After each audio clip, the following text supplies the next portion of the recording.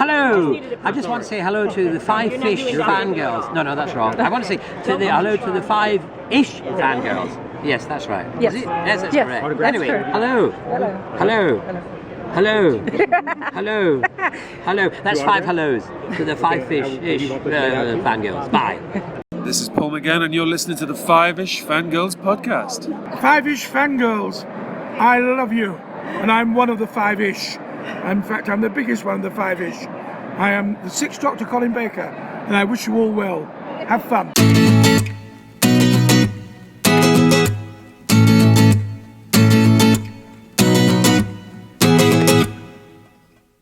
The tangents and squeak continue all the way to episode number 29 of the Five-ish Fangirls podcast. And isn't that stupid? We take a highly intelligent but totally unsuspecting individual, drop them in a world of magic, and then expect them not to die before they learn where the toilet is. Welcome everyone to this week's episode of the Five-ish Fangirls podcast. Let's start off like we do every week by going around the virtual table and see who has joined us this week. This is Brittany in Fort Pierce. This is Chrissy in Salt Lake City.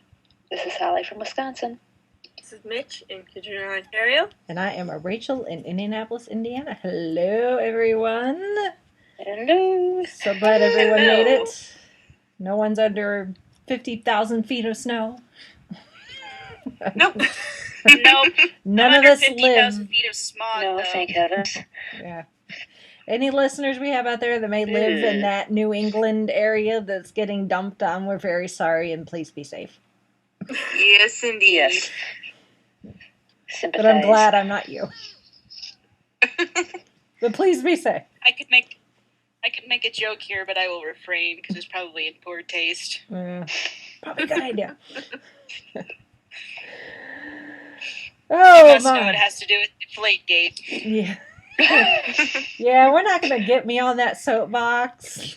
So, Okay, forget I said anything. Yes. Let's go to the news. If you want to hear my opinion on the matter, go to my blog. I'm just going to leave it at that. I've said my piece, and that's, whatever. Anyway, let's move on to news before my blood pressure goes up. First bit of news is Deadpool is to begin filming in March. According to Global News, Ryan Reynolds will begin filming Deadpool in his hometown of Vancouver in late March. This would be the second time Reynolds has played Wade Wilson, having first played the role in X-Men Origins Wolverine. Reynolds was expected to star in a Deadpool solo film before the movie was shelved.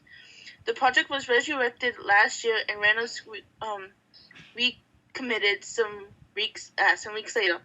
Deadpool is directed by Tim Miller and opens February 12, 2016, the first of three X-Men movies being released that year. X-Men Apocalypse will follow in May, and then the Gambit movie in October. It seems interesting. I don't know too much about Deadpool. I just know him from the Wolverine, but... The only thing I know about Deadpool is what I've experienced at conventions of people cosplaying as Deadpool. It's always hilarious. I only know the version of Deadpool from It's Just Some Random Guys videos. Your YouTube links that you shared. Yeah. Which, I got a question here. Yes. So, if Ryan Reynolds can reprise Deadpool, why can't Taylor Kitsch reprise Gambit? Because I know they recast that character. I like Taylor Kitsch. I would like to see him have a successful career, and I'm tired of all these studios screwing him over. Yeah. Well, I'm a little bit peeved. I don't know. But that's all. That's my soapbox. I would say take it up with the powers that be at Fox. I don't know. It's a legitimate question. That's all. Anyway. I don't know. Deadpool. Hooray! I hope he's funny. He should be. I think... Yeah. Deadpool is like the... Oh, sorry. Deadpool is like everything you would not want out of a superhero as far as a role model goes. Kind of like Hancock. Yeah, a little bit. Oh, God. Oh. Oh, that reminds me. Let's see. Well, it's just some random guy. One of his Deadpool videos, he did a riff on the Old Spice, the Old Spice man. Yeah. Or the Old Spice guy, and it was Deadpool instead. And the whole thing was, ladies, your man, I'm the man your man should not be like. Exactly. Or something like that. Nice. Yeah, that pretty much sums up Deadpool, I think. Pretty much, yeah. Mm-hmm. If I can remember, I'll throw a link in the show notes if I can ever find it. Anyway. I have to say, I don't know which came first in the comic books, but his name is really close to Slade Wilson from Arrow. Yeah. Ooh. But I don't know, X-Men's Marvel and Arrow's DC. But I don't know what came first, who was invented first or whatever. But his name really close. So I was like, wait a second, that name looks not like it's supposed to. Eerily familiar, but no. Yeah. Marvel and DC, they're always ripping each other off, so. That's true. Yeah. Alrighty then. Well, moving on to more movie news. On comicbook.com, they did a nice, decently sized length interview with Jason David Frank, who we all know as Tommy Oliver, the original Green Ranger from the original Power Rangers. And that was a long interview with him, talking to him about he's got a reality show that's online that follows him around with his martial arts and going to conventions and stuff. But they specifically asked him about the Power Rangers movie that's supposed to come out. And he said that, the pattern, the movie is definitely set for this year. Everything is in place. They won't give me specific details because it's all like hush hush. Even me, I try. I email Saban and ask them what kind of what you're asking me, but they do feel that I'm going to be a part of it because they feel there's no movie at least without me.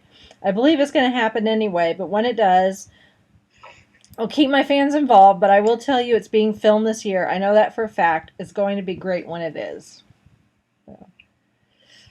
Not that that's really any surprise, because I really don't think they could do a Power Rangers movie without him involved, even if it is a reboot. I don't. So. If they tried to, he would just show up and be in the movie anyway. Yes. So, yeah. Even if it's just a cameo, it's going to happen. Yeah. So. In the article, I guess he had said something on Instagram or whatever to his fans. It's like, if you want me to be in the movie, let Saban and Lionsgate, I think it's Lionsgate, know. And apparently they were blowing up their phone lines for 2 days before finally someone from Saban got a hold of him and said, will you tell your fans to calm down? We surrender. Yeah. Hey, you know what? We fans are relentless. Yes. We get what we want. Yes. Mm-hmm. Especially when it comes to our childhood. For our main topic. Especially when it comes to something that those of us of a certain age, that is our childhood. Mm-hmm. Yes, indeed.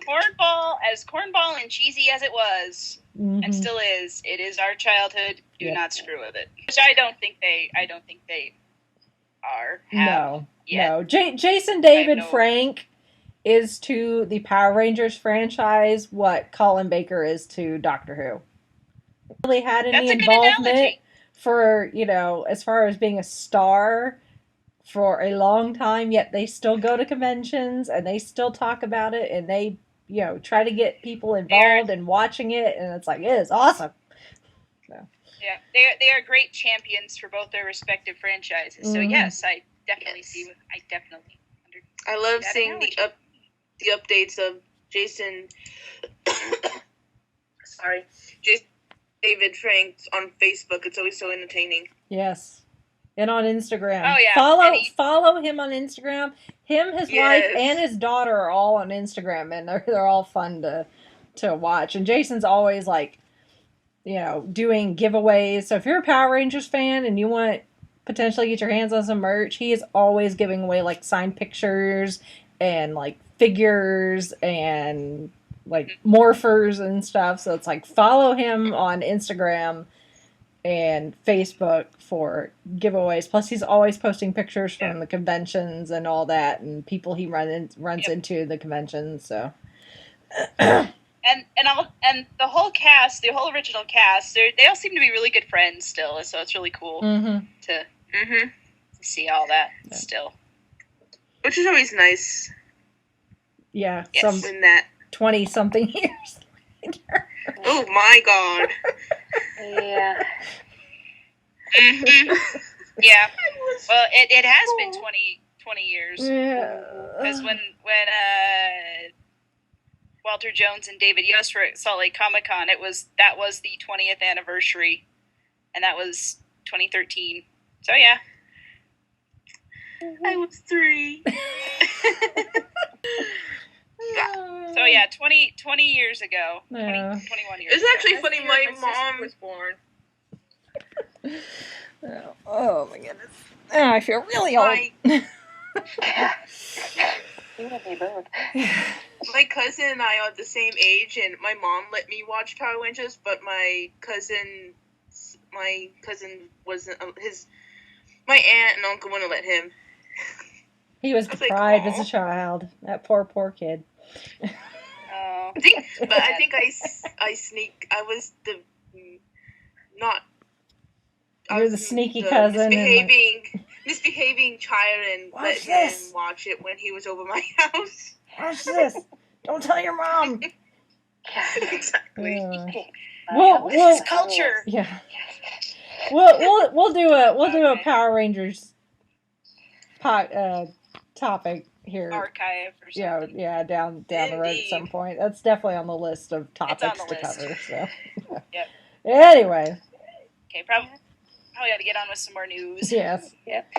Okay, on to our next bit of news. Simon Pegg to co-write the next Star Trek film. The last few months has been mostly troubling news coming from behind the scenes of next year's Star Trek 3. First, director Roberto Orci had left the project, leaving the movie without a screenwriter or director. And soon after, Fast and Furious' Justin Lin came on board to direct, but what about the script? Well, it appears that chief engineer Scott himself, Simon Pegg, will be co-writing the movie along with Doug Young, creator of the TNT series Dark Blue. Young also wrote a movie for Bad Robot and Paramount called Diamond, which is how he seems to have landed the job. This is hardly Simon Pegg's first time writing a screenplay, since he also co-wrote the Cornetto trilogy, Shaun of the Dead, Hot Fuzz, and The World's End with Nick Frost and Edgar Wright, who has also rumored for the Star Trek 3 directing job himself for about one hot minute. Pegg is a true nerd and hardcore sci-fi geek who grew up with Star Trek and Star Wars and knows them both inside and out.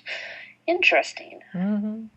So I wonder if I could somehow get Cornetto ice cream into the new movie. Oh boy. Scotty's little helper downing a Cornetto. We need to somehow get Cornetto and Nick Frost into the next Star Trek movie. Ooh, that would be nice. Ooh. Nick Frost in a red uniform? Yeah. Kill them all. But not as Santa. I like it. Had to go there. Yeah. You had to. You did. It was just lying there waiting for you to pick it up. Yep. The only problem with him being in red, in red is he might die. Yeah. You didn't have to kill him. Well, what's his name? What a way to go, though. Just give him a name. Important. If he has a name, he'll be fine. Okay. Yeah. The minute they have one names. One of the main characters wears red. A lot of them wear red. So. Yeah. So. Anyway, I'm not well versed in Star Trek. I just not. Yeah. Well, Scotty wears red, so. Yeah. Yeah. Oh, maybe it was Scotty I was thinking of. Yeah. Okay. Well, there you go. Yeah. He does. So. Anyway. Okay, moving along. Does Simon Pegg play Scotty in the reboots? Yeah, yeah. So we're good. Yeah. We're good. We're safe. Yeah. It's just Scotty's assistant or something. Anyway. Yeah. I remember this now because I was watching the reboot and I was like, wait a minute. And I saw Scotty get a red shirt on. I was like, wait a minute, don't red shirts die? Only if they don't have a name. Scotty. Exactly. Okay. See, I told you I'm not well versed in Star Trek. We'll teach you. I know the basics. I know who Kirk and Spock and Bones and Picard and Riker are. Were you I know halfway who there Wesley then? Crusher is, and I know LeVar Burton's in it. He's There we the We're good then. engineer in later, like not right away, Yeah. but he does get promoted in like I don't remember when. But yeah, Okay. because I'm watching Next Gen right now. And it's good. All right, we better get on with our news. We've got more to cover. So, next on our news, David Tennant wins a Special Recognition Award at the National Television Awards. And if you haven't seen this video, you need to find it. We'll put a link in the show notes. Apparently, the only thing cuter than David Tennant is David Tennant being completely and utterly surprised by any sort of recognition he gets. And I know. And looking adorably cute while this is. Shout out to Georgia Tennant for keeping this secret from her husband and getting him there on time, because apparently they were in traffic. Yeah. But they showed at the awards, or you watch award shows, and they have little spots where they're doing little clips and things, and so and the way they showed it on TV, you could see the sizzle reel, and it had people like Billie Piper, Catherine Tate, Richard Wilson, Stephen Fry, Russell T Davies, Olivia Colman, and David's father, the very Reverend Sandy McDonald. They were all being interviewed and talking about how great David is, and it has some of the clips from some of the shows he's been in, including Doctor Who and Broadchurch and Casanova, and that other one where he and David Morrissey are dancing. Blackpool, thank you. And in this corner, there's a shot, or they have the camera on David, and he is just gobsmacked. runs the gamut of emotions as he is watching this, and all these people give him high honors and praise. And if you've ever watched David Tennant in an interview, you know how humble and sweet and just so gosh, kind of he is. Yeah. Oh shucks, He's yeah. so cute. And he deserves a Special Recognition Award. He's such a good actor. Beyond him, he's awesome. So yeah, watch the video. Watch him just totally blush and fall in a puddle of goo. And it is a sight to behold. And if I ever get to meet David Tennant in this life, I will shake his hand mightily and say, "You're awesome," and he'll probably blush. I'll be like, "I made David Tennant blush." And then, and the funniest thing he says, "So much of tonight now makes sense. All those people lying to me." Actually,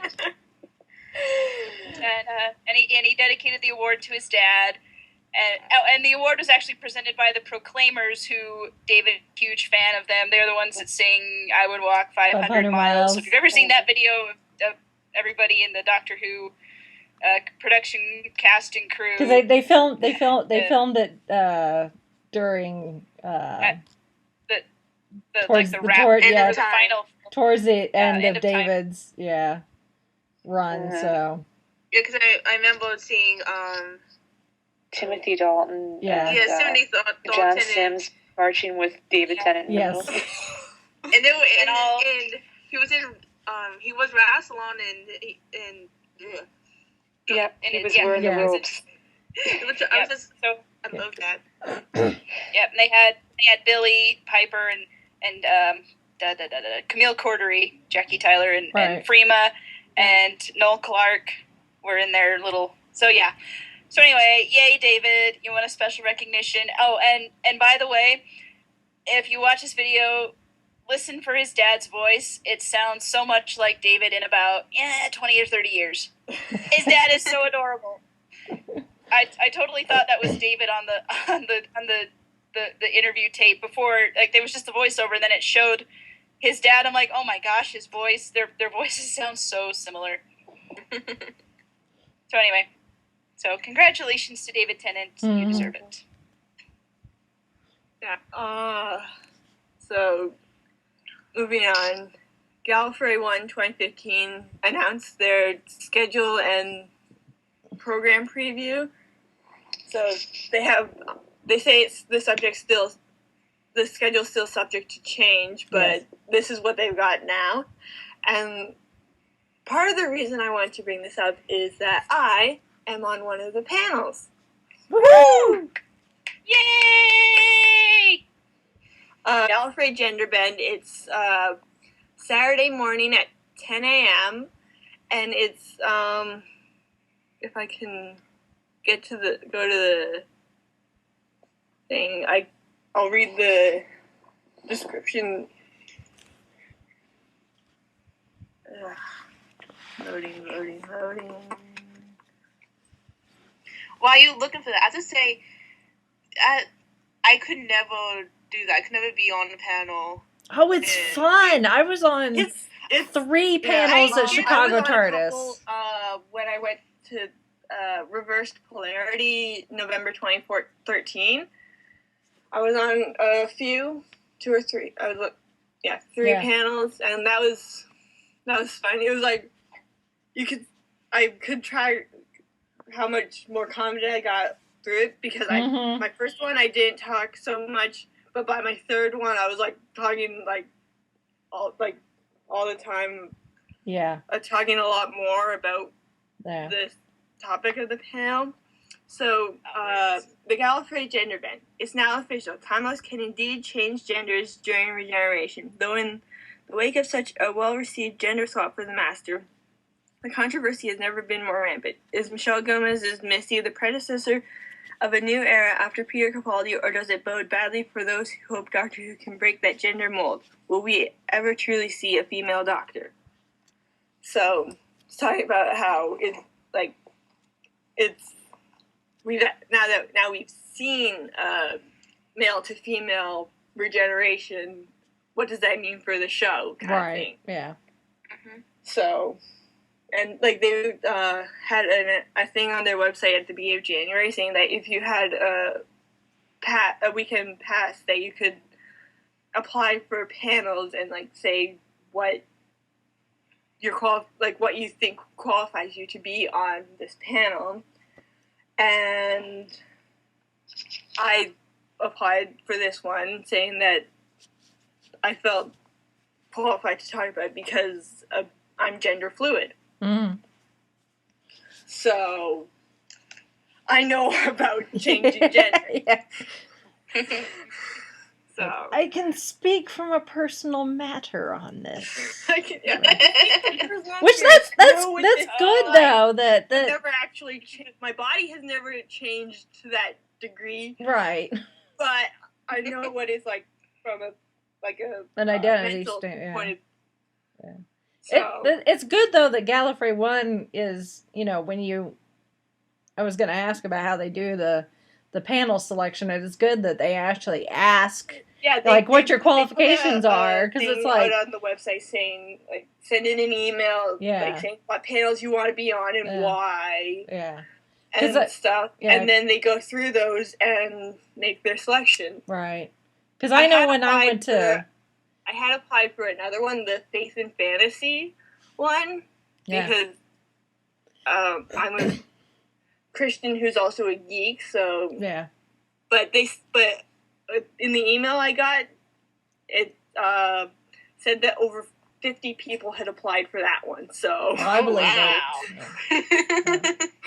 Yeah, that would be one I would apply for too if I was going. But. Yeah, I'm probably gonna end up sitting in on it. It's Saturday at 2. Okay. So. Well, yeah. Let me know how that one goes, because that one actually sounds really interesting. Mm-hmm. Yeah. Not that yours doesn't, but I'm just going through the list. I'm like, I wish I was going, but I'm wishing you had a time turner to boot. Yeah. Yeah, that too. Yeah. Jeez. I know. I was looking at the schedule like, oh, but I want to go to this, but I also, but then this, and yeah, that's the worst. Yeah. You have to tell Gallifrey 1. Maybe a convention about time travel, but we can't actually do it. Yeah. If only we could. Like, I either need a time turner or TARDIS. Although I think I would trust the time turner more than I would the TARDIS. The time turner, it's just you turn it and it goes back an hour. Yeah. Yeah. Well, that's all you need. Yeah. Right? Anyway. Well, Galley looks like it's shaping up to be a lot of fun, and I know Radio Free Skaro, we were talking about their kickoff thing, so, another year, another Galley. Yep. Someday I will get back. Someday. My name is in the program as my old pre-coming out name. That's the name I used when I bought my ticket, so yeah. Yeah. So it says Michelle Shoemaker in the program, but yeah. So when you go, so anybody that's going to Galley and wants to find Mitch, just know that in your program her name is not correct. Yeah. But it is close, so yes. You know her last name, so yep. You can deduce from there. Isn't it fun seeing your name in the program now? Yeah. Yeah. You go on the website and they have images that you can, like, there's circles for each day. Yeah. So I was like that when I got. And I look at it, my name's in the little box for the panel. Yeah. I was like that when I got to Chicago TARDIS and I got my program. I opened it up and I'm like, oh, that's my name. It's me. There I am. Yep. That's so cool. So it's awesome. Saturday, 10 a.m. in program C. There you go. So cool. Cool. Looking forward to hearing all the wonderful Galley stuff to come. Yes. Anyway. Listen all right. Away. Holy cow. It's that time of year. Anyway, and our final bit of news, which is brand new and just about killed me. Almost make it to recording. Oh, we were almost one woman short. And then Holly tried to kill me even further, but we'll I'll save that story for later. Christina Perri, who's a famous pop singer, although not as famous because some people haven't listened to her. She is, just a little background, she is a huge Once Upon a Time fan. In particular, she loves Captain Hook and she ships Captain Swan, and this is very well known. Well, about a month or so ago, maybe a little longer, it was right before Christmas, there was rumors going around that she was filming a music video with Colin O'Donoghue, who plays Captain Hook in Once Upon a Time, and the rumors turned out to be true. She, Christina Perri, was posting behind-the-scenes pictures on her Twitter and Instagram and things, and everybody, all us hookers went crazy because we were like, oh my gosh. And Tumblr went kaboom. Tumblr went kaboom. Well, mere hours ago, as we're recording this on a Sunday night, the music video for The Words, which is the song that she says she was inspired to write because of the Captain Swan storyline in Once Upon a Time, the music video hit. And it is a thing of beauty. Oh boy. Yeah, I still haven't fully recovered. But it is really good. It is really good. It's very well done. Mm-hmm. The song is fantastic. I just, oh wow, yes, it's so good. And then and she actually, Christina actually had a little Q&A on her Facebook page after the video came out, and she was answering questions from fans about the video, and I'm just scrolling through my Tumblr, what I've reblogged. Where'd I go? Oh, is she? And if you look closely, there is actually a close up. She is wearing a replica necklace of what Captain Hook wears in the show. She's wearing I guess a fan made it for her. For a gift, and I guess she showed it to Colin while they were filming, and he told her that she had to wear it in the video. So she did. And it's it's all wonderful. And basically, I mean, it's a music video, you know, kind of how these are. It's basically Colin is this guy who's just kind of going about his day like normal, and Christina is singing the song, and she is, you know, the love interest, and basically what she is this girl that he loves, that he's never told her that he loves her, and he is always thinking about her. Her presence is always in his life, and sort of thing. So, and it's really cute. It's really sweet. Mm-hmm. So check that out. You know, get the song, put it on your iPod if that's something that appeals to you. When it came out, that was one of the first things I downloaded that morning. Oh boy, it's a good song. So, and I've heard some of her music before, and I enjoy it. I'm not like a huge Christina Perry super fan, but it's good stuff. So we've all seen it, right? Yeah. Yeah. Yep.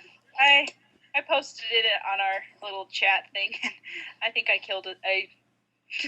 Everyone was like, "Is she even going to show up for recording tonight?" And I'm like, "Did you guys say something?" What'd you say? But yeah. And then Christina actually said that Colin was her first choice to be in the video. I guess she tried to get him in another video of hers, but it just didn't work out. But this one actually did. So she says, "It's a real dream come true." And I'm just like, high five, girlfriend. High fives. Yeah. Anyway. And then what really killed Chrissy was when I said, well, if Colin could have been it, Christian King could have more than easily have snuck in, and she almost tackled me virtually. If Holly, if we'd been in the same room, I probably would have sat on you. Yeah,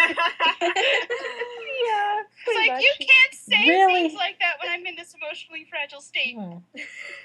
Really with a video like this, because it's so simple and it's pretty much just him and then her singing for like 95% of it towards the end. Like, really insert like hot chiseled man of your choice and it would probably work. So like, if it's not Colin, it's Tom Hiddleston. And like, okay, that would work too. You know? Oh boy. Kind of funny when you think about the conversations we were having last night during Iron Man 2. Yeah, really. And then that video popped up. Yep. Yeah. Oh. I knew. Yeah, for those of you I knew been tuning into Marvel with Friends, you're missing out. Yes, you need to come see what kind of shenanigans we get up to. Yeah. In fact, the next Marvel with Friends will be February 7th, and we're watching Thor. Yes. Speaking of Tom Hiddleston. No, I was looking at the schedule, and fortunately, it's been scheduled, so I won't have to miss it for Galley. Yay! Like, the weekend before and then the weekend after is like. We totally did that on Sean purpose. And Mel don't have an excuse. Yeah, exactly. Serendipity. Yeah. We had this plan from the get-go. Totally planned that. It's scheduled for Galley. Yeah. Actually, no. But. Anyway, but yes, and we did have Iron Man 2 last night, and thank you everyone for who did come. It was good to see you all there. Yeah. We that had was all fun. of us, and then Keith. Oh. All right. And I didn't see anybody else. Joe C, I think. And then Dan popped in for a little bit just to say hi. Yeah. Couldn't quite make it, but he said hello. Chauncey was watching, but he doesn't use his Twitter, but he was actively watching. Unlike okay, so and Chauncey was there. Hi, Chauncey. Yeah. Hey, Chauncey. Hi, Chauncey. Yeah, so because that's one of his favorites as well. So Iron Man 2. Yeah, we all universally praised it, even though a lot of people are like, eh. Yeah. Yep. And during the giving the bird thing, I was frantically trying to find my Castle Edgar Allan Poe Halloween presenting of the Crow. I could not find it. I want my Boyd. I want my book. I can't really do a Russian accent, so it ends up sounding more like 1920s gangster. I want my book. I want my book. I want my Boyd.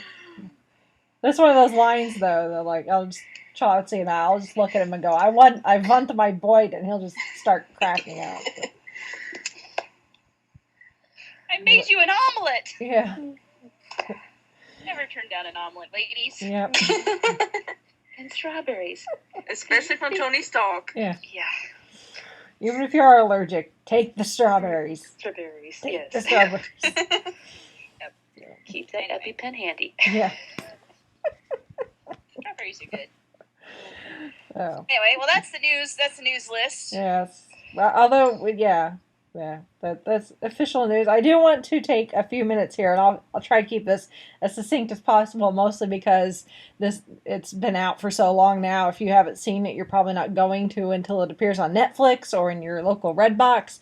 But I did finally get to see The Imitation Game the other night. So, like, I have friends that are like, as the Oscars are coming, if they haven't seen, they make it a mission to see all the Best Picture nominees. So it's funny watching them pop up. You know, it's like, I went and saw the Grand Budapest Hotel, and this is my opinion. I'm like, yeah, I'm not going to watch any of them except for this one. And it, you know, obviously for me, the big draw was that it does star Benedict Cumberbatch. But that aside, as far as the movie is concerned, it was absolutely fascinating. That's the only word I can use to describe it. Somebody asked me at work because I mentioned I watched it, and it's like all I can think of is it's fascinating. Like, I love historical stuff. Like, one of my favorite things to watch are like historical documentaries about whatever, like the Ken Burns documentaries.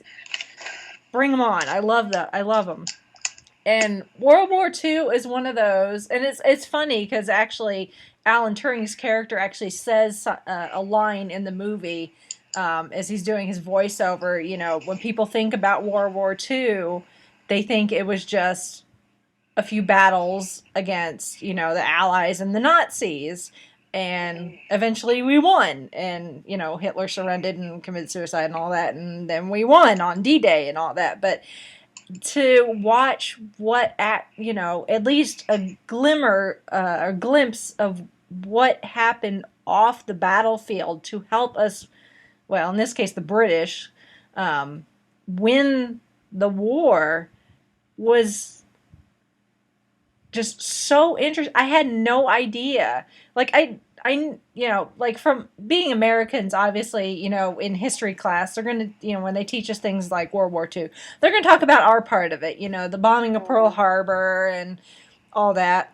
And we know about us using the Navajo for encryption, the Navajo language for encrypting messages, so that, you know, the Nazis and the Japanese and all that didn't know what we were planning.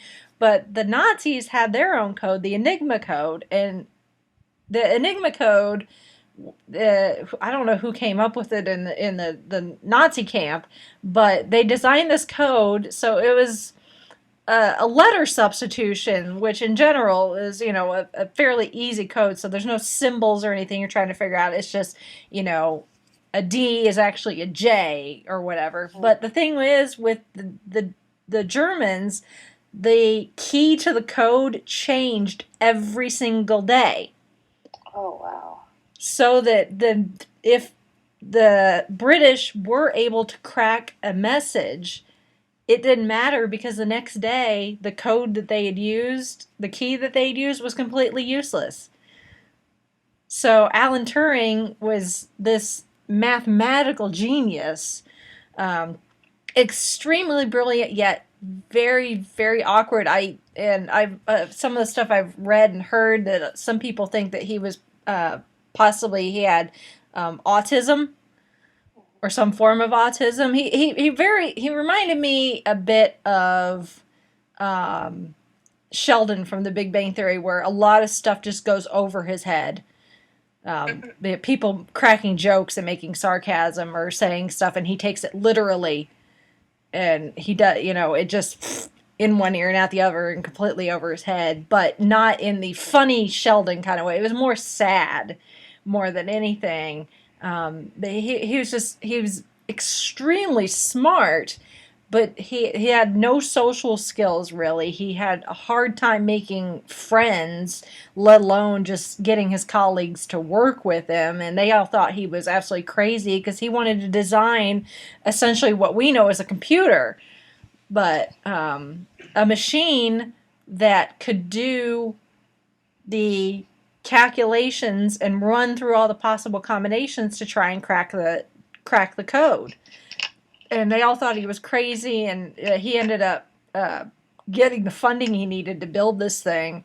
And they ended up actually cracking the code. And by doing that, it actually ends up opening up this whole other can of worms. But it did end up helping the war effort quite a bit, and they suspect that his machine shortened the war by like 2 years. By being able to intercept the Nazis' messages and crack the enigma, but he was a very, I've heard that this film takes some artistic license with Turing's, the way that he's portrayed, and you expect that from anything, even if it's supposed to be biographical, that they take some, they glamorize it somewhat so that it's more compelling to watch. But he was a tortured individual. He was gay. He was a homosexual, which at that time in the United Kingdom was actually considered a criminal offense. You could be arrested and put in jail for being gay, and he ends up getting caught, and he doesn't end up spending any jail time, but some other stuff happens and to him post-war. Which is very sad. I don't want to really spoil anything, even though the movie's been out for quite a while. But it's just, like I said, I'm a bit biased because I'm a huge fan of Benedict, and I think he's a brilliant actor. But his portrayal of Turing was just so sad, and yet at the same time, I was fascinated with the way his mind worked and the way he was able to figure out the technology to be able to create this machine that, solved what most people considered an unsolvable code. And ended up helping the war effort and saving a lot of lives in the process. So, and he's been passed for several years, obviously, because this took place in World War II. But he did end up getting recognition from the Queen several years ago, posthumously, for his efforts to support the war. But yeah, now they made a movie about it. Yeah, I would say if you're not a history buff, it may not be that interesting to you. But for me, I mean, this type of movie is straight up my alley. These biographical, historical type movies are just the kind of thing that I just sit and just eat up, like on Netflix. Like, I watch so many documentaries on Netflix, it's not even funny. Yeah. I'm still crossing my fingers that he wins the Oscar come Academy Award time, but I'm not holding my breath, unfortunately. But I think he deserves it. Even though I haven't seen the competition, I think he deserves it. So, anyway. Well, sounds like an interesting thing. It is. Cool. It's very interesting. So, if for anything else, I don't know if it's more interesting because being an American and knowing what I know and what I was taught about World War II and not knowing what the other sides really did, they're part of the war effort, or or not, if that just makes it more interesting, or if it's just because I'm that type of person that just finds these type of things fascinating. I don't know. So, but I think it was. Enjoyed it. I think it was really well cast. I think Benedict was a great choice for it. And Keira Knightley's in it as well, and she's got a really important part in it too. She was the only woman to be on Turing's team, to assist with this, because most women were relegated to, if they weren't working in the factories, picking up for the guys or were off in the field, the women were the ones on the radio listening for the messages and writing them down and then passing them along for the guys to try and crack. So, but she had an active hand in trying to actually crack the code. So. Anyway, Imitation Game. I give it thumbs up. Sweet. So, well, that's it for news and all that other fun stuff. So we shall move on to the topic du jour, which is the librarians. Which if you've been listening, you know that we already touched on the librarians. But now that the season is over, we can give it a bit more of a proper review, proper I guess. Send-off. Proper coverage. And take every opportunity to beg and plead with TNT to get their act together and renew this sucker now. Yeah. Give it now. In fact, let me get this out of the way first. I'll find the link while we're talking. But there is a survey you can fill out that goes directly to TNT producers, whoever, and if you've watched The Librarians and you like it, if you don't like it, we don't want to hear from you. I'm kidding. You can say what you want, just whatever. Anyway, there's a survey that you can say, yes, we love it, renew it, and this is why. And the registration process is painless, simple. Well, I didn't even have to register. I just clicked on the link and it took me to it, and I was able to fill it out, and yeah. So, I mean, it takes maybe about 15 minutes, if that, to I mean, it's like, there's some open-ended questions. But anyway, so anyway, the librarians, so last time we talked about it, 4 episodes had aired, I believe. And we were about to see the fairy tale episode. Correct. Yes. I was just trying to remember how long ago we had been there. So what I found out. Okay, here's the link. Sorry. So kind of what we found out though is that TNT really goofed up the schedule for this. Yep. And we kind of started to see it with that 5th episode. I use 5th in air quotes here. The Fables of Doom, because some stuff had happened in the previous episode, and then they were telling us, like, wait a minute, I think you guys got the ordering mixed up. And then we saw it even really more later on with the Heart of Darkness episode. Yeah. Yes. I saw the list of the air was to go in, and Heart of Darkness placement on that makes way more sense than than the placement in the airing order. Yeah. So I propose. Reminds me, do you still have that list of the original of the order? Yes. Could you send that to me? Because I want to be able to, at some point, go back and rewatch it in the order it was intended to be watched. Okay, I'm looking it up on my Tumblr right now. We'll link to it. This actually comes from John Rogers, who is the showrunner / producer / head cheese in charge, and he has his own blog that during the season people can, Kung Fu Monkey, and we can link to that as well, that fans will send in questions and he will respond to them every week. I don't think I've seen the responses for the last 4 episodes though, but no, I think he's been busy. Yeah, I think he's been a little busy, which I can totally understand. So blah blah blah. Anyway, I'm still looking. And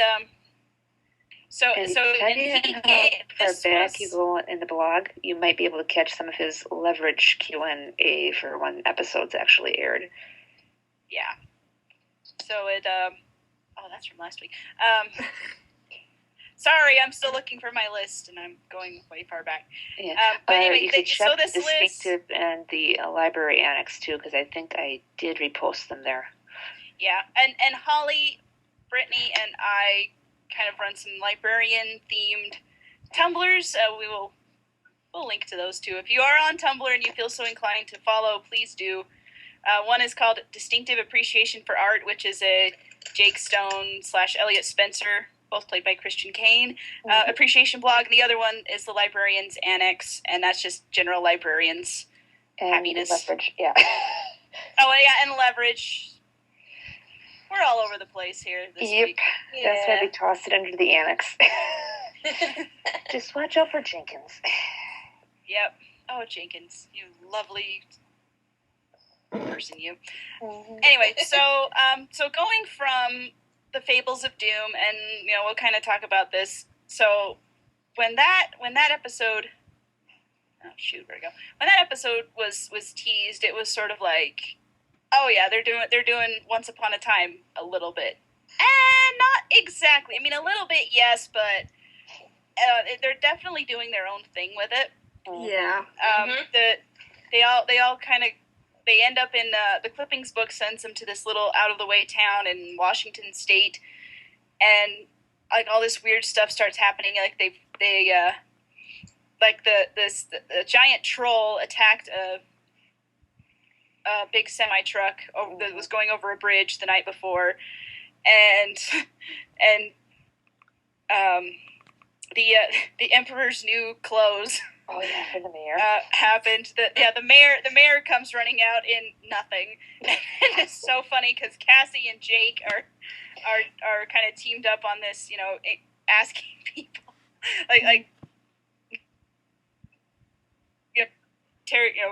asking around, seeing what's any weird stuff's going on, and poor Jake is just got the greatest look on it.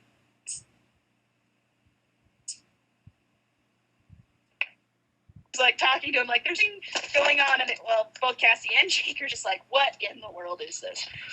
And it was the greatest thing. But then as the episode goes on, the librarians and their guardian Eve, they all they start getting sucked into these archetypes of fairy tales. So it's kind of a deconstruction of of story structure and how these different things work.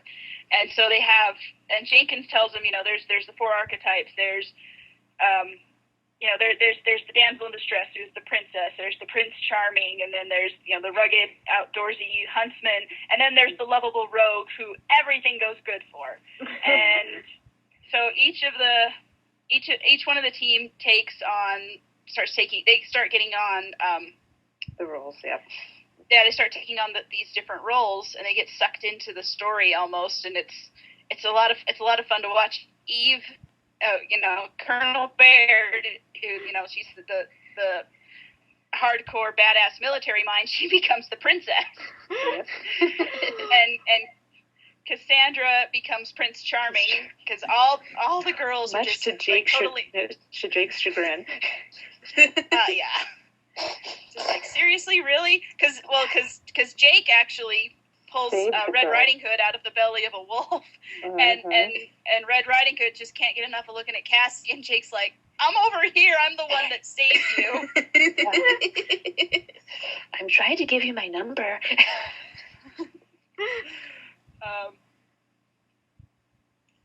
And so there's that, but then Ezekiel, he becomes, the Jack. He's the rogue kind of thing. And so he finds the source of where all these fairy tales are coming from, and it's actually a small L librarian. The town librarian has found this old book, and he is reading a story to this girl who's in the hospital, who she is very sick.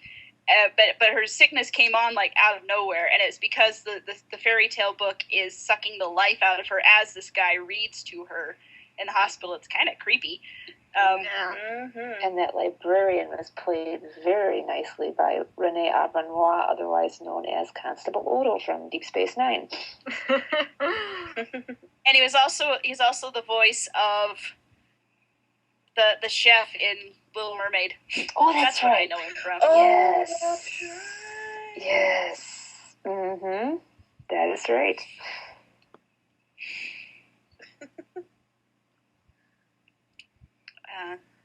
I found the list.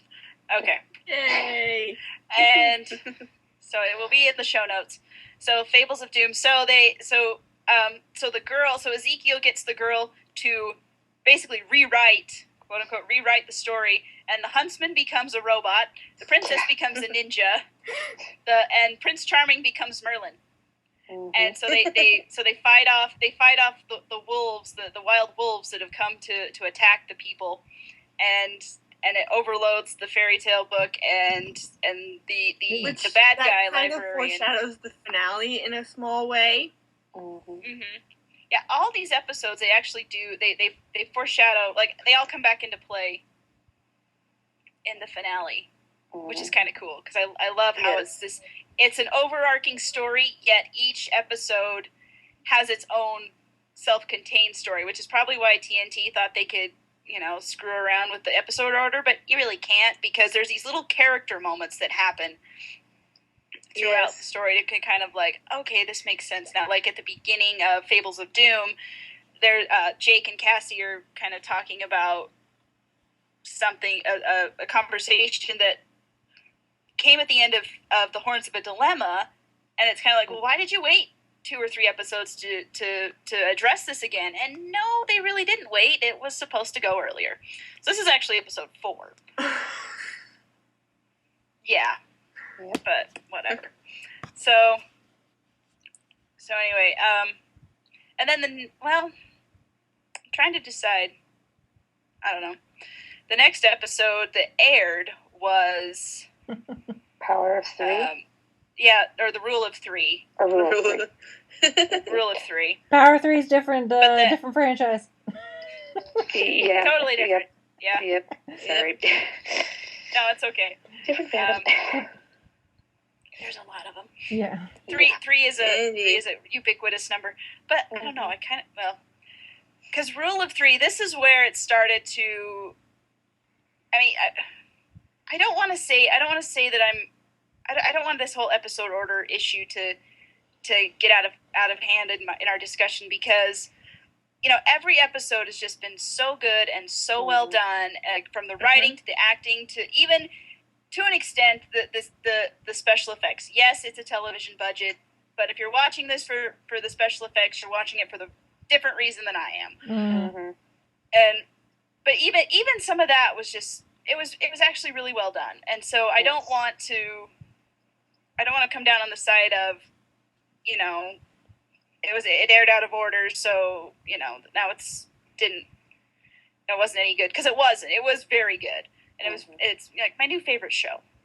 Yes. But the Rule of 3, when that one aired, it's like, okay, this is obvious that this should have come later, because what happens in this episode is that the Clippings book sends them all to a STEM fair, which is basically, it's a science fair. And STEM stands for Science, Technology, Engineering, and Mathematics. Yeah. And Cassie, oh gosh, my sweet summer child, she is in her element. No questions. Yep. No question about it. Escape. Get back here. And so she's like, and it's in Chicago. So she goes, Jenkins, send us to Chi-Town. We're going. I'm just like, okay. And she did, and they come out the door, and she is just jumping all over the place, and she's so happy to be there. Turns out, when Cassie was a kid, she was STEM fair everything. Like, she won all the trophies and the medals and the ribbons, and she was, oh man, and her parents, and there's some really good character moments in this one, and she talks to she's telling one of the kids who's involved at the science fair, that her parents wanted her to be successful and to be the big champion of all of this, but because later she got sick, her tumor got out of control, and then she started hallucinating, and all those problems that made her a prime candidate to be a librarian, ironically enough. Mm-hmm. It forced her to drop out of school, and so they got rid of all of her awards because they thought, it'd be too much for her to remember like what she used to be, and so she felt like she lost herself because all of a sudden she couldn't do what used to be able to do. hence why in the premiere episode you see her being a custodian at a hospital and not one of the doctors or whatever she would have ended up being.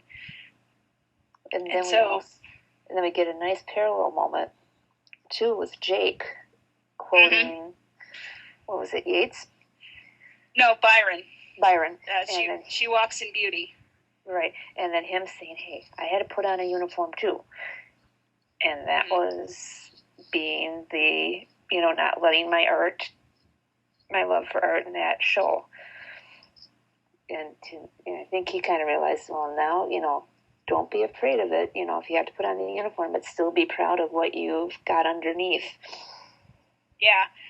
Which is that whole scene, and this is why Jake is one of my favorites, and this is why I from the first bit I identified with that character, and I just love the heck out of that character, because I kind of and I think everybody understands this to a point, is that because he talked about it earlier in the season that he loves his family, he cares about his family,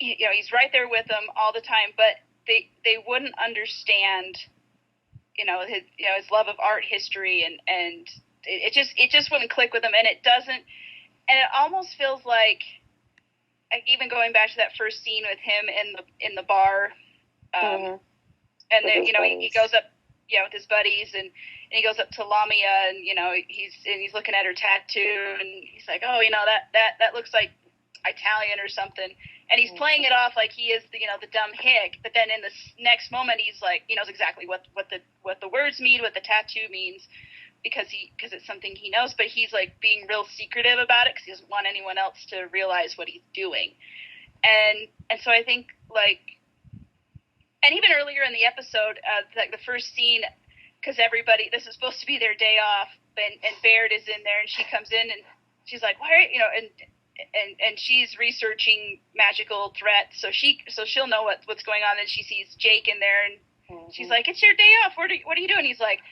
this is, I've got access to every art history book in the world, where else would I be on my day off? Yep.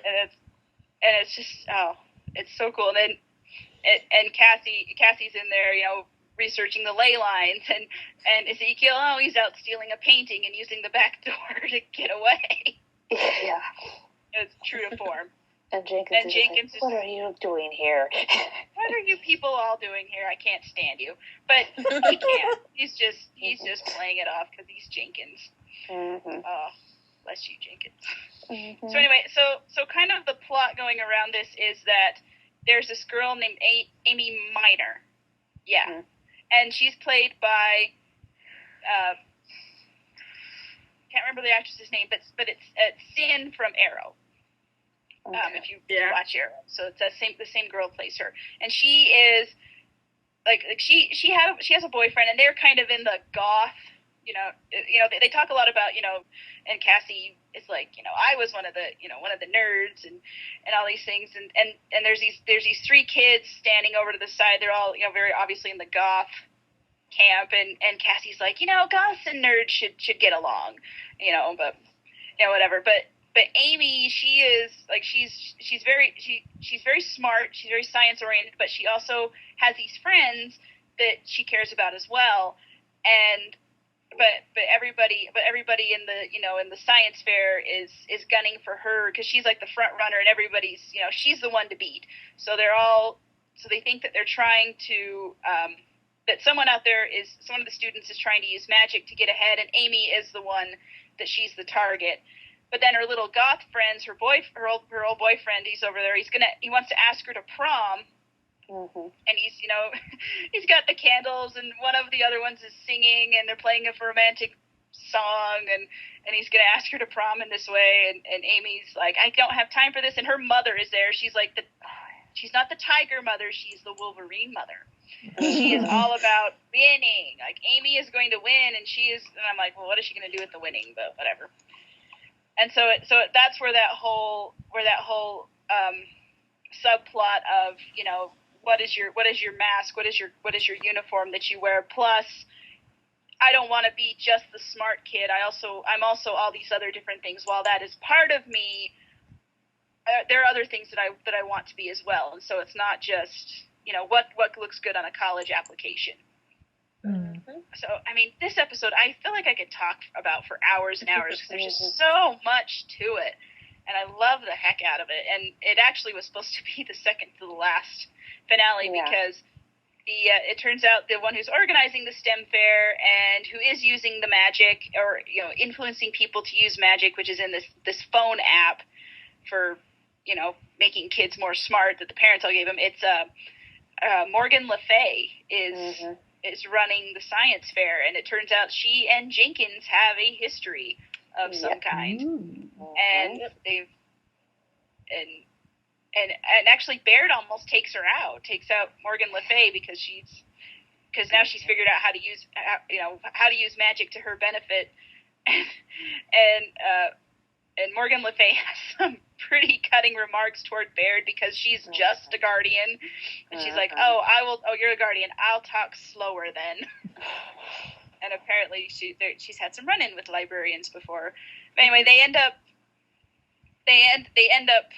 creating a Faraday cage, which keeps the people at the fair safe from all the magic going around, and that it's going to blow up and basically kill everybody.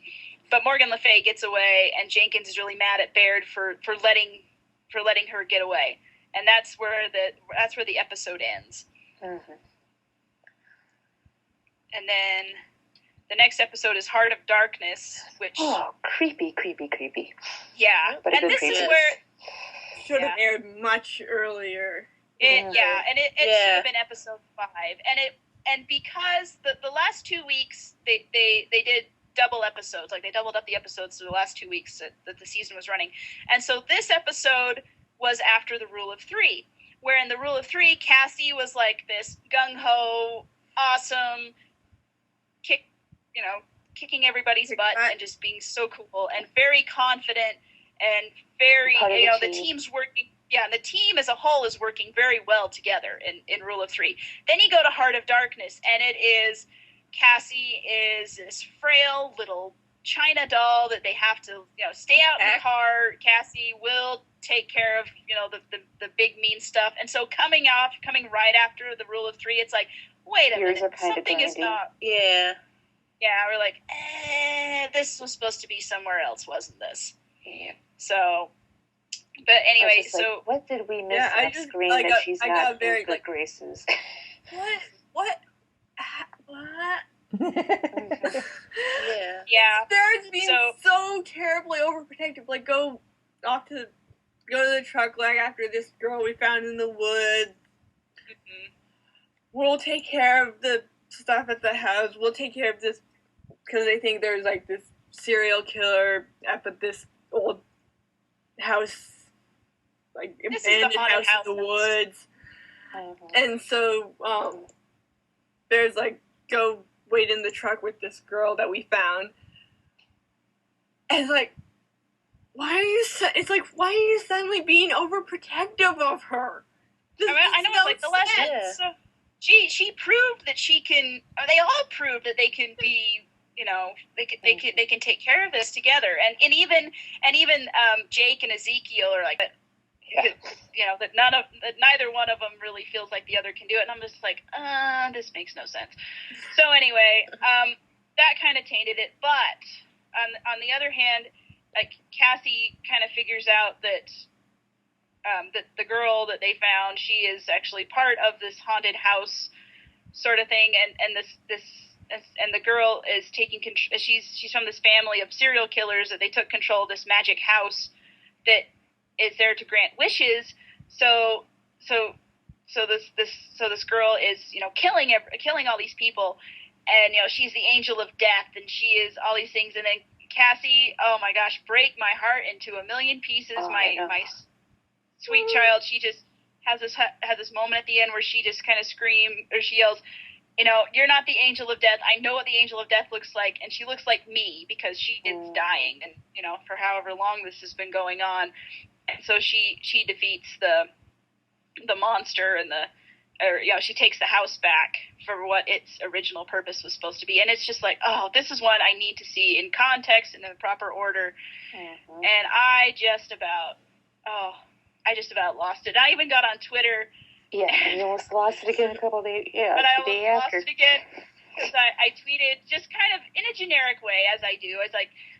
I tweeted, "Dear #librarian, stop destroying me with Cassandra Fields," by which I mean don't stop. That was perfect, and I want more, please. And Dean Devlin and Lindy Booth both retweeted me, and I think I'm standing at about 41 favorites and 30-something retweets. And I totally I plotzed entirely. It was so cool. That's my brush with greatness. Mm-hmm. But anyway, that was an excellent episode. I wish it had been in. I mean, those moments of like, this is what this overarching story is going to be, and I wish that you just kept it in order, and you didn't. So anyway, please go watch it in order. You'll understand the story so much better. Mm-hmm. Yep. Anyway. And then the next episode as aired would be City of Light. Yes. Which was another one that killed me. With all the feels. Yes. I didn't think... Yeah. And they got to come up with a better... Where the librarians... Not working.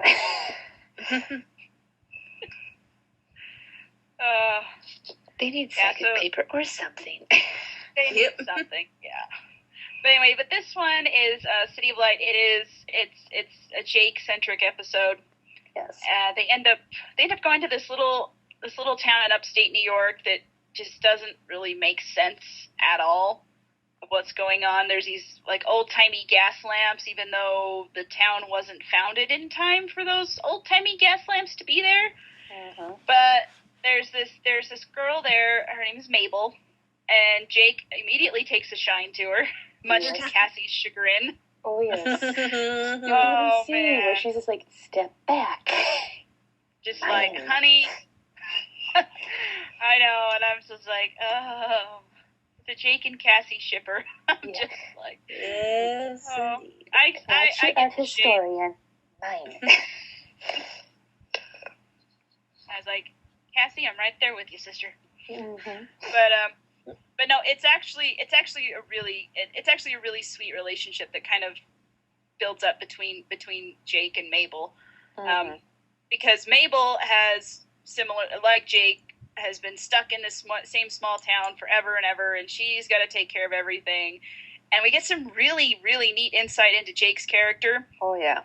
That the only other way they could have done that is if the story actually took place in Jake's hometown, which I'm still kind of hoping that someday we'll get like just a random adventure and people will find out that, you know, what kind of genius he has been hiding, and they'll find out that, oh yeah, we're really kind of okay with it. You never, or maybe it won't be that simple. I don't know, but it would just be really cool to see after hearing about it for so long. But yeah, so Jake and Mabel kind of, you know, fantasize about going to Paris and seeing the Louvre, and, you know, getting lost, and, you know, losing your luggage, and, you know, having all those adventures that, you know, travel brings you, and, you know, and there's that one restaurant. Yeah. But it turns out that that what's going on in this town is that, like, they thought it was aliens, like body snatchers, and Ezekiel's funny. He's just like, no, I totally. The showdown he and Jenkins have. Yeah. And Jenkins is adamant that there's no such thing as UFOs, and Ezekiel's like, that's what they want you to believe. if there were really UFOs, I would sell out the entire human race. Exactly. But then he changes his tune towards Zan, though. Yeah, he really does, and it's like, oh, Ezekiel, you do have character development in you. You adorable little thief. You have a heart of gold. You have a heart. There. Jerk with a heart of gold. But what this is this town is actually near where Nikola Tesla was running a bunch of his experiments, and like the instant I saw Wardenclyffe Dam on there, I was like, is this a Tesla episode? And it is, and it was. But what happened is, so this town was, in the early 1900s, I think, or 1920s. I'm bad with the dates all of a sudden. And Tesla was running an experiment and with electricity, and something happened. I didn't quite get all the sciencey, Y&Z stuff of it. I was kind of confused. But what it did was but as I understand it, is it threw everyone in the town out of sync just a little bit. So all these people, like, they can see the world, but they can't interact with it. And the best he could do was to stabilize the something or other and keep them where they were, but they couldn't leave the town. And Mabel, because she was the closest, I guess she was helping Tesla at the time or something. She was closest to the experiment, yeah. And so she was hit the hardest, and he had to do more to stabilize her. So she's like the grounding wire. She's got like some little thing in her neck. So in the back of her neck to kind of keep her stable. And then, so with her and the gas lamps, that kind of keeps the town where it is, but they can't interact with, the people can't interact with anything unless they are possessing a body. And the bodies, they lose like a couple of hours of their lives. They just kind of take, just random people that wander through, and they need the bodies so that they can fix the generator that will allow them to come back into the world and be okay again and be a town, be normal people. But the generator has to charge for like 100 years before they can actually use it. Well, 100 years is up, and so Cassie and Jenkins. Oh, and by the way, Baird she ran into a light, one of the gas lamp poles, which looks like it's in the middle of Narnia. And so she's out of phase. So she's out of sync the way the rest of them are. So Baird is gone. So they have to depend on. So it's the librarians and Jenkins that are trying to fix this. So Cassie and Jenkins and their one engineer, Norman, who I totally thought was going to be zombie Tesla, but no avail. So they're trying to fix the generator and get it working again, and Jake and Mabel are fixing up the gas lamps, and I can't remember what Ezekiel's doing. Oh, he's following the energy spike with his goggles that he steals from the UFO hunter. But so they're trying to do this, so they throw the energy switch, and problem is they didn't do the calculations quite right, so it's actually probably going to blow up. So if it blows up, at first they thought, well, if it's got a 50-50 chance of working. If it works, great. If not, it's going to blow up the town. Well, actually, it's going to blow up more than just the town. It's going to blow up a lot more stuff. Yeah. And so Cassie says, no, we got to shut it down. But Norman stops her, and she gets a message to Jake and Mabel, and she says, we got to turn it off because it's not going to work. And they have to go into this force field thing. Yeah. But and Mabel's the only one who can really go in there because she's the grounding wire. But Jake goes in there with her because he, if he holds on to her, then she'll ground him too. But he wasn't too gung ho about that plan either. No, he's not, and he's like. And he's really mad about all these body snatchers because he's like, you never asked these people, you've taken away their bodies, and you're not, and that's not right. And I actually do have a moral code, and I'm not going to sell out at least these humans. But he's pretty much outvoted. And then Baird ends up kind of possessing Ezekiel. So because the people are coming to attack Ezekiel, and Baird comes in and she zaps herself into his body, and she's like, okay, short legs can deal with this. So Ezekiel is like kicking everybody's ass. Yeah. It's so funny, especially since he had been running away from him. And then Jake and Mabel are going to shut down the generator, and Mabel can't walk eventually, and so Jake has to carry her up, and he's like telling her, talking to her about Paris. You remember that waiter that what was his name? And you remember how you lost your luggage, like they went traveling to Paris and everything. And it's so sweet and so sad because Mabel dies. Mm-hmm. And well, the ending just about. Oh, yeah. I know, and I was like, okay. We thought losing Excalibur was bad. It's like you made me like this girl who I didn't want to like at the beginning, and you made Jake fall in love with her, and he was happy, and he was sweet, and it was cute, and then she died, and then he ends up using the back door to go to Paris, to all the places that they talked about, and I'm just like, why? This was supposed to be a sweet, cheesy, dorky little show, and I wasn't supposed to have any of these emotions, and I hate you, but I really don't. Mm-hmm. Mm-hmm. So that's City of Light, which makes more sense for Rule of Three to come after that one, because they had just lost an entire city of people, a town, and that's kind of why they were so gung-ho about, we're not going to lose anybody else, and that's why Baird let Morgan Le Fay go, instead of tracking her down. So anyway, so now the generator has to wait another 100 years to charge up. Jenkins says, put it in the appointment book. The librarian who's around in 100 years will go take care of it. So they're like, all right then. So there is hope for them, but they lost, and it sort of sucks. It's a real downer. And then the finale is the Loom of Fate. Flynn is back. Flynn is back! Yay! And it looks like Team Librarians they're on a mission all together. Mm-hmm. And Flynn is looking for some medallion, and the librarians in training and their guardian are fighting off a bunch of mummies. Yep.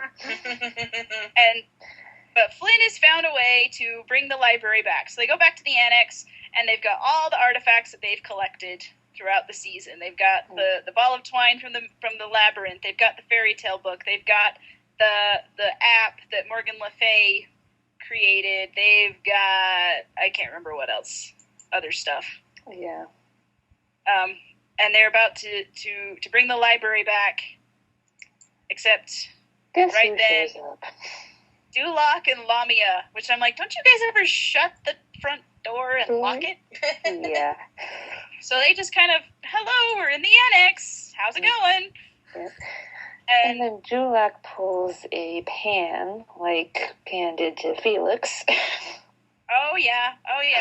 Because they need blood of some sort to bring the library, or to bring it back. And Lamia is about to kill Flynn, but Duloc goes and kills Lamia. Yep. Dun, dun, dun. Crap just got real. and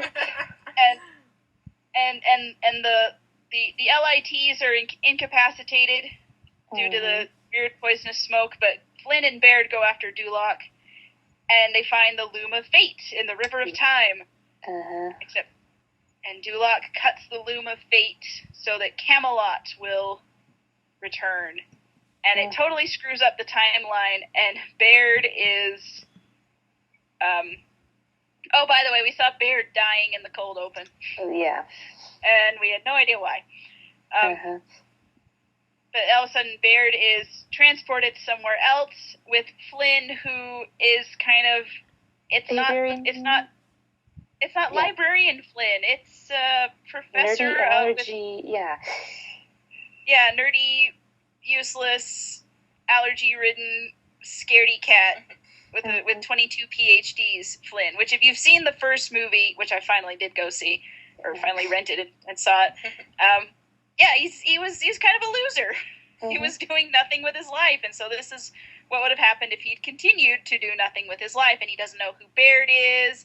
Doesn't know what the library is. And for some reason he's doing some sort of dig in a war-torn area, and he's like totally doesn't want to be there. But the university said, "Oh, it'll be good for you," so they kicked him out. Sam Beckett. Oh boy. Yep. I should point out that Duloc when he cut it was to make sure Camelot never fell in the first place. Yeah. So, but continue with Flynn as this professor. So Flynn is Professor Carson, and he is utterly useless, and Baird has no idea what she's going to do. And then here come these bad guys out of nowhere, going to kill them all. And she's trying to fight them off the best she can, but she doesn't have her gun. She doesn't have any weapons. She's totally, she's not doing so good. And then in comes somebody wrapped up, kicking somebody, rear end. And he is total. Well, I mean, it's obvious who it is. Right. I'm just like, totally saves him, and he, he's got this mask hood thing on, and he takes it off, and it's Jake. Yep. And it's like, yay, you came back. And then all of a sudden, beeline. And Jake, he sees Baird, and he's like, Eve, it's you. And please, without her. So she's just like, oh my gosh. No. No, yeah, he lays one great big smooch on her. And after that, she walks off going, nope. She nopes the heck out of there. I counted like 10 nopes and maybe 7 no's. I don't know. But it was the funniest thing I've seen. And I actually had to pause the video and just walk off because I was laughing so hard and I didn't want to miss anything. But apparently, so this timeline is if Jake had gotten the librarian job. He's been doing this for 10 years, and he's and in this timeline, magic returned. The Serpent Brotherhood controls it, and the best he can do is just keep it out of their hands and try to keep it, as much as he can. But he doesn't, he understands art and history and things, but he doesn't understand science, which Flynn points out something about the pine trees around them, where they are, like the stones are doing something, and Jake's like, oh, yeah, I would never would have noticed that, because that's not his field of expertise.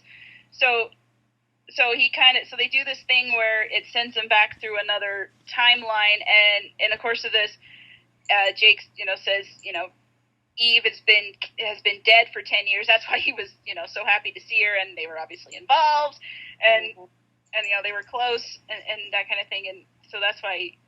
But he hasn't had a guardian for 10 years, so Eve is a little bit shaken up to hear, oh, I died. Yeah. So then they go to the next timeline, and this is where Ezekiel is, and he is like this super tech guru, and he's the librarian, and he's learned how to make money with the technology that security technology that he knows how to deal with, and in this timeline as well, Eve was his guardian, but they were more. Don't tell me I was mom. No.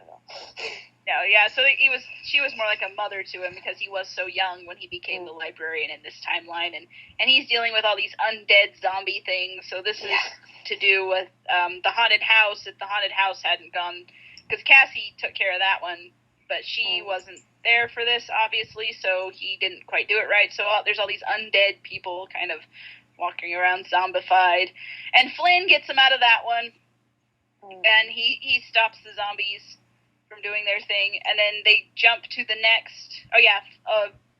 Flynn kind of hops from timeline to timeline with Baird. So then they hop another timeline, and then this is where Cassie would have become the librarian, and she is like this mystical Merlin-esque sort of character, and she has learned how to use magic, and it's cured her, but it did something to her brain, so she's very different. And Eve was her guardian as well, but she was killed 10 years ago, and they never say what their relationship was like, but it's implied that they were possibly involved, but you interpret that as you will. Because they never say it outright, but it's kind of obvious. But then, but after Eve was killed, Lamia became Cassie's guardian. Yeah, and everybody in this world, they revere and respect Cassie because she is this mystical, all-powerful, all-knowing person. Oh, and there are dragons here too.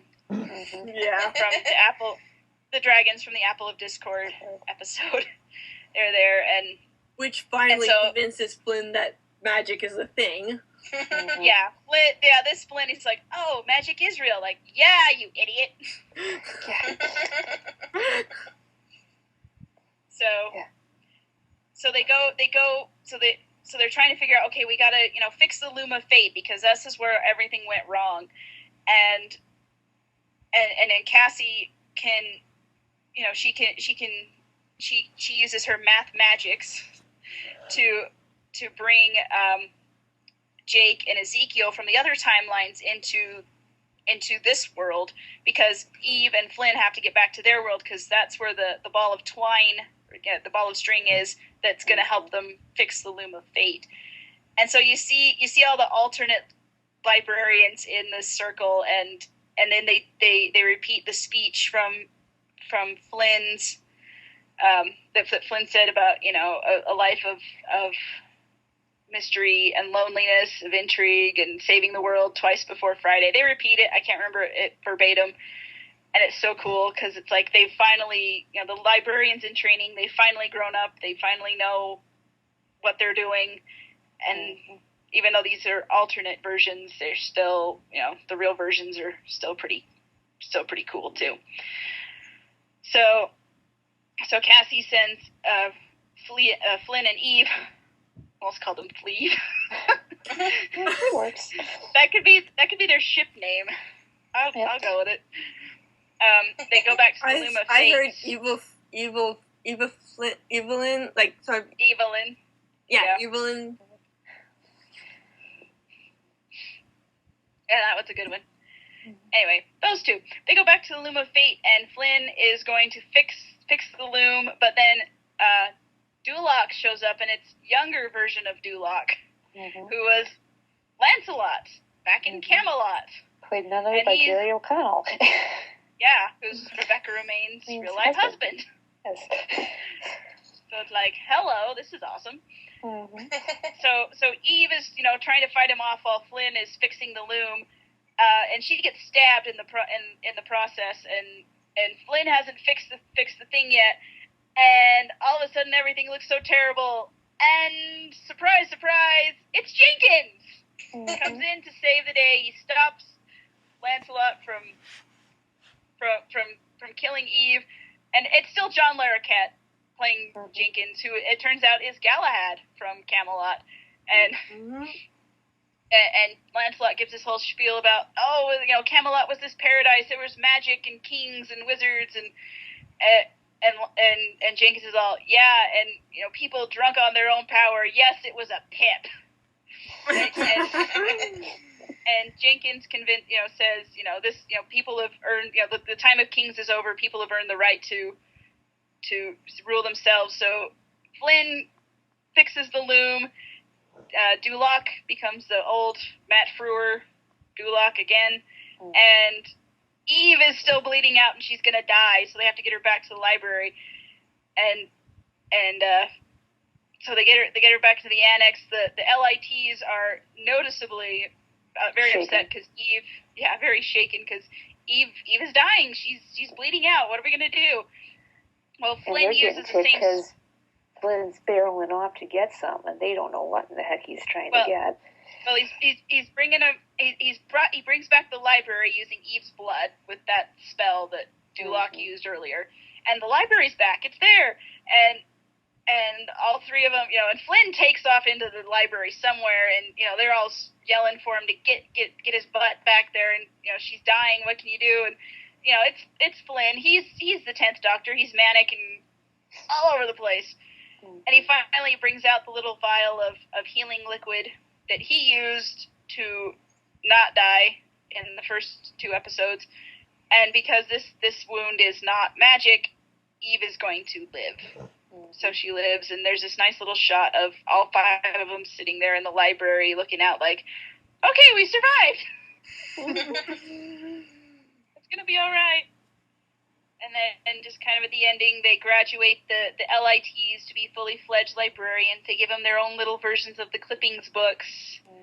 And Flynn says, team up on some, take, you can go off on your own on others. but the library's always going to be here. We're going to be here, and it's all great. And Jake and Ezekiel are kind of like, well, maybe I ought to take a break. And Cassie's like, I think I'm going to take on a case. And so she, she pops open her little book, and there's something in Peru, and it's going to be a tricky one. And she's like kind of excited and nervous and scared all at the same time. And she's walking off, and Jake turns and goes, where are you going? And I'm just like, my ship is sailing. This is going to happen. Mm-hmm. Oh, I love those two a lot. Yep. And so Cassie goes off, and Jake and Ezekiel take off after her. So, and then Flynn and Eve, they go off. But then, not before Jenkins tells Eve kind of goes, how come I remembered all this stuff and all those timelines? And it was because she'd been splintered across the timelines during Christmas. When all that was going on, so she knew, so her body already knew how to do it, and then cut away to that's the end, and it's season 2. We hope. We hope. Yep. We hope, because fill out that survey, get it renewed. Yes. Yeah, I'm like how. And this is the thing is that while the Librarians was on Sunday nights. This is during the time when they have, the NFL playoffs are going on. The Golden Globes was one week, and apparently the Librarians was the highest rated scripted drama on cable that night. Mm-hmm. So and it was it was only second to some Real Housewives reality something or other. I don't remember. Really? And so it's like, okay, it's getting good ratings. People are enjoying it. Like every Facebook post. No more mixing up the order. Yeah. Don't do that again. I mean, it's a good thing people still watch. But I mean, it was just. I mean, I wasn't gonna get bent out of shape over something like that and quit watching because every story was just so good and so on point. If they would, it would be nice. Yeah. Yes. It together. Yes. Actually. It's like it the order it's meant to. In this day and age, that shouldn't happen. Yeah. Well, and the thing is, I can see if you want the Christmas episode to air during the week of Christmas. Oh, okay, fine. But then at the end with City of Light and with Rule of 3, I'm like, Rule of 3 had no business being anywhere other than right before the finale. Because that just leads right into it. And, City of Light needed to be before Rule of 3. And Heart of Darkness, I don't know what the heck they were thinking about that one. But whatever. The Halloween episode not aired for Halloween. It wasn't aired during Halloween. It was in December. I know. In January. I think Heart of Darkness was the kind of the turning, supposed to be the turning point when Cassandra was shown to be more competent and because before that it's all brain rape. Oh no, she's fragile. And then after that, it's like, nope, this girl's good. Yep, she can handle herself. Mm-hmm. Yes. And okay, so in the Apple of Discord episode, that's just the one that Flynn comes back in the middle of the season. This is the one he sees them, okay, they're starting to kind of gel as a team, and they're getting, Stone is helping Cassie, with her visions, and Ezekiel's more reliable, and Baird is, she's got this guardian thing down, and it's like, okay, this is good.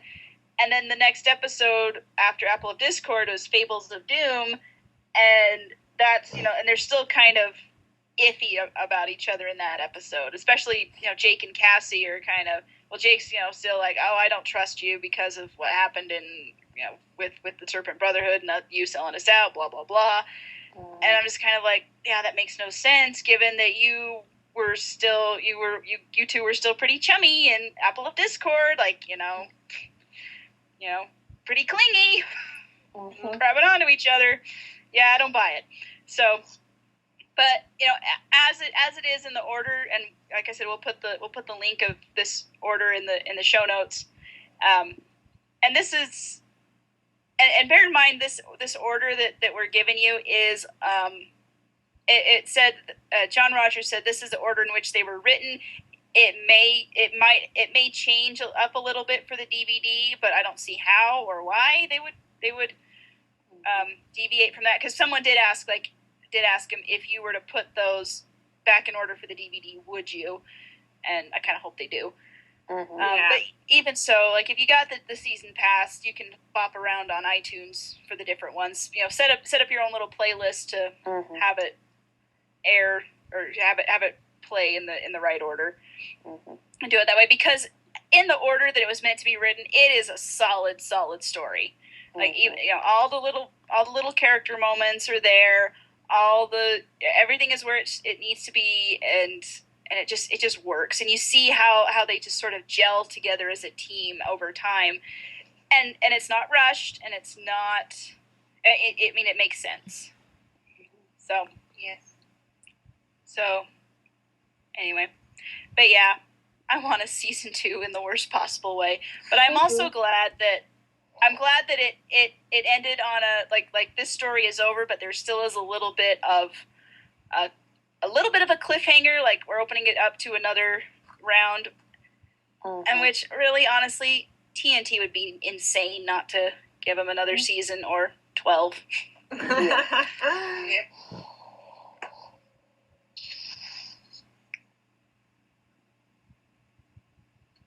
Cool.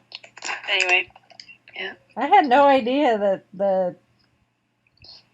the episodes have been aired in the incorrect order. I'm actually kind of glad that I hadn't jumped in and been really confused. Now we spoiled it for you all. Well, that's okay though, because I mean, some of these storylines. When you finally get around to watching it, you can do that in the proper order the first time. Right. Yep. Well, and some of these storylines, sound really interesting. So. Yeah. They are. Yes. They really are. I mean, Yes, very. I mean, when I started watching it, and people were saying, "Oh, it's just a goofy little TV show." I'm like, "Okay, I'll watch this." Once Upon a Time's on hiatus for winter break, and I got nothing else to do. But it just basically it consumed my life for 2 months, not even 2 months. And I don't get excited about shows like this very often. I mean, I have my shows that I watch all the time, but this one was just like, I need more. Give me more. I would sit down and watch the episode and like, I need to see the next one. Oh wait, I have to wait a week. So yeah, if you enjoy fantasy, if you liked Indiana Jones, or people said it was like Doctor Who, if Doctor Who was written in America, which yeah, sure, I can see that. I compare Flynn to the 10th Doctor totally. Yeah, it's just it's fun, but it also has a lot of substance to it as well, and that is not an easy balance to strike when you're trying to write a good story. So, but it's something, if you've got kids, they can sit down and watch. I've seen a lot of comments on Facebook on the librarian's page and on the individual actors page. Like, people are saying, like, this is my one show I can sit down with my kids, and we all watch it together. We watch it as a family, and that's important to a lot of people. So if you got kids, you got a family, this is something you all enjoy. We'll all enjoy probably. It's just some fun, and it's got Camelot mythology. I mean, how can you go wrong with that? Which is just so awesome. There's So I love.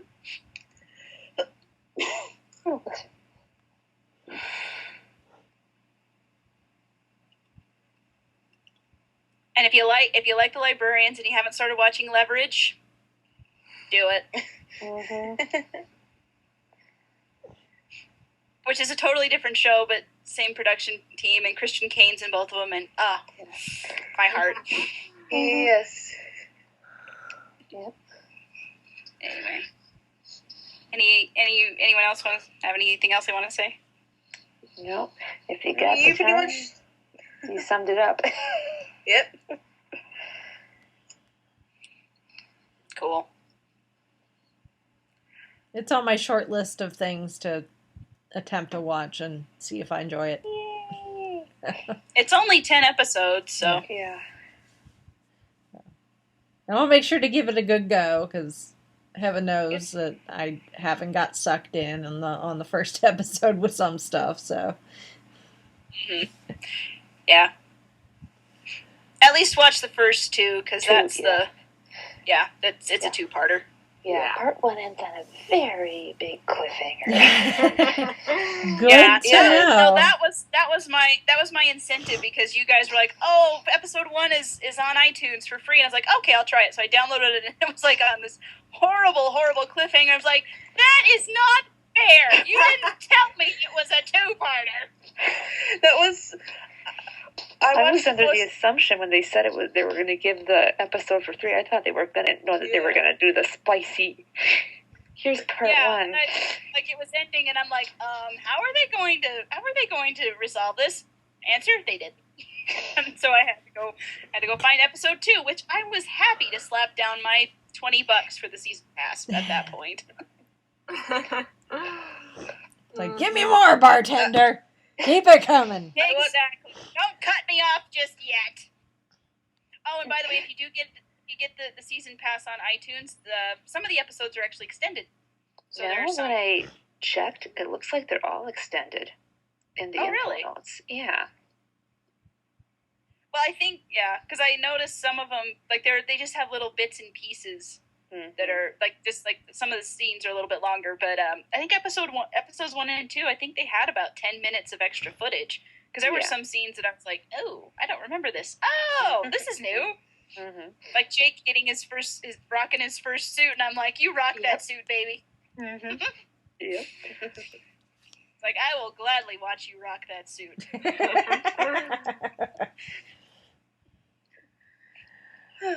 Oh my. Holly's created a monster over here. Yep, I know. I was thinking that. It is all your fault, and I thank you for it. I will happily take She's the blame not for that. complaining. I'm happy to give it to you. Yeah.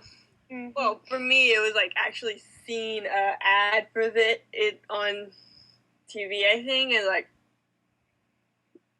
I did because you guys were all talking about it, and I saw that, and I'm like, that was really, really good. Mm-hmm. I have to watch that. Mm-hmm. And you did. Yes, I did.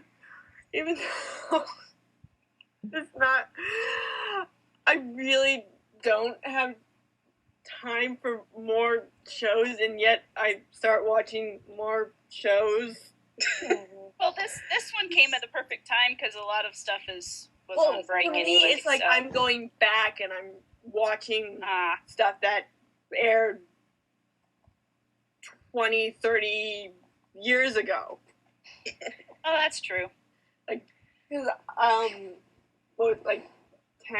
10, 20, 30 years ago, like Buffy, Star Trek. So, I've been making my way through Next Gen, and then once I get, because DS9 started in 93, so once I get to near the end of Next Gen, I'll be overlapping the end of Next Gen with the beginning of DS9, and then add in Voyager when that comes around. Mm-hmm. And Doctor Who and Star Trek overlap surprisingly little, in terms of when they aired, because most of Star Trek aired during the Wilderness years, except for the original series, a couple of seasons of Next Gen, and the end of Enterprise, which overlapped with the beginning of the new series, and then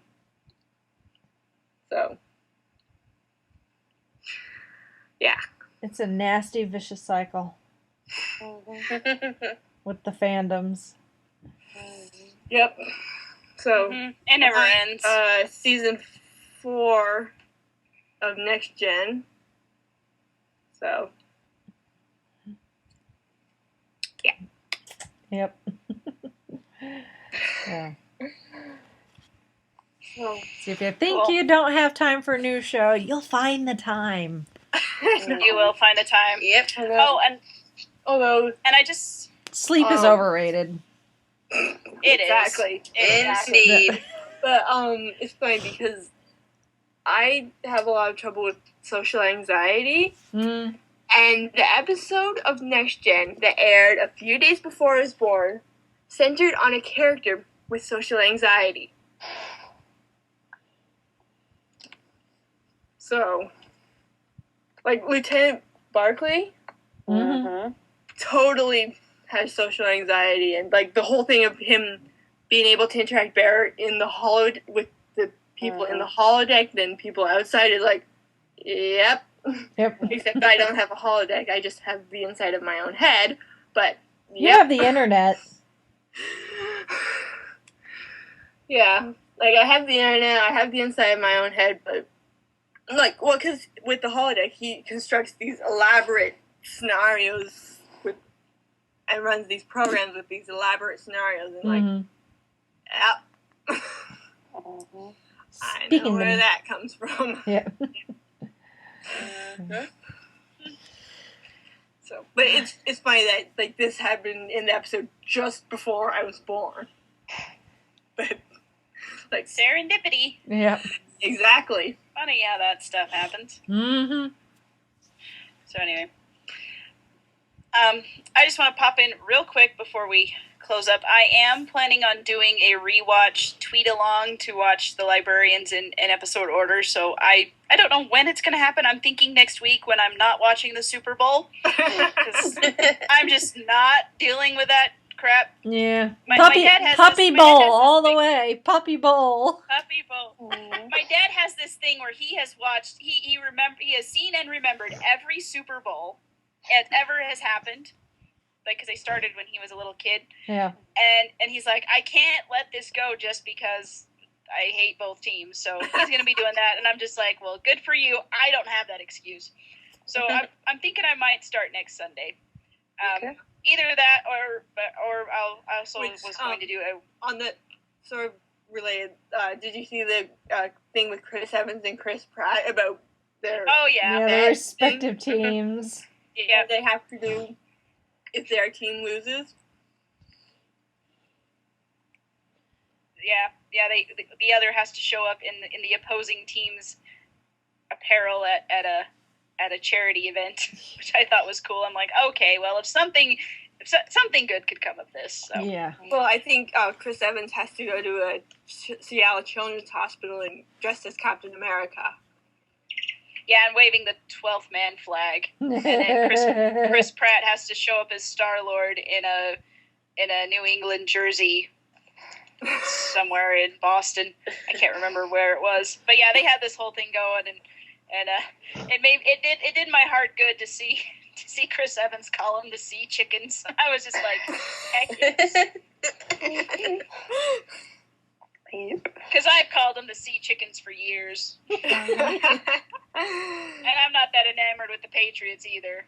Mm-hmm. But we won't go down that dark alley. No, we won't. I'm into my happy place, you guys. I just spent a couple hours talking about The Librarians. Colin O'Donoghue was in Christina Perry's music video. I'm good. It's been a good night. So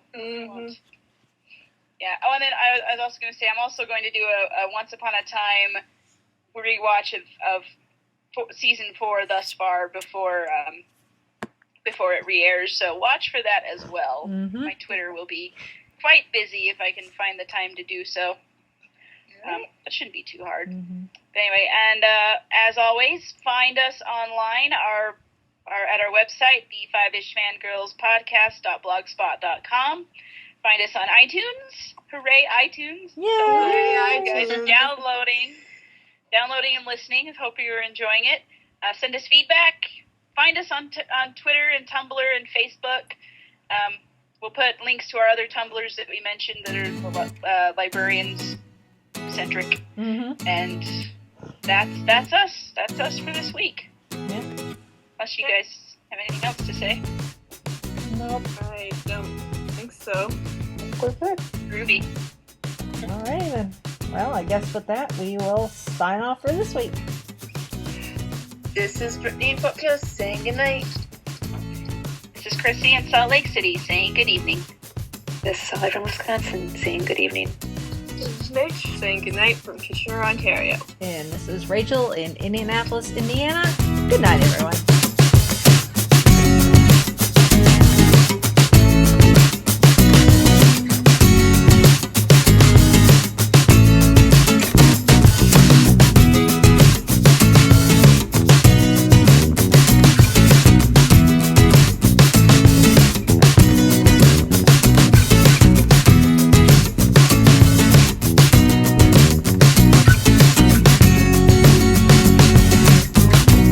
You have been listening to the Five-ish Fangirls podcast. Any and all movies, books, games, and other forms of media mentioned are owned and operated by the respective copyright holders. No copyright infringement is intended or implied.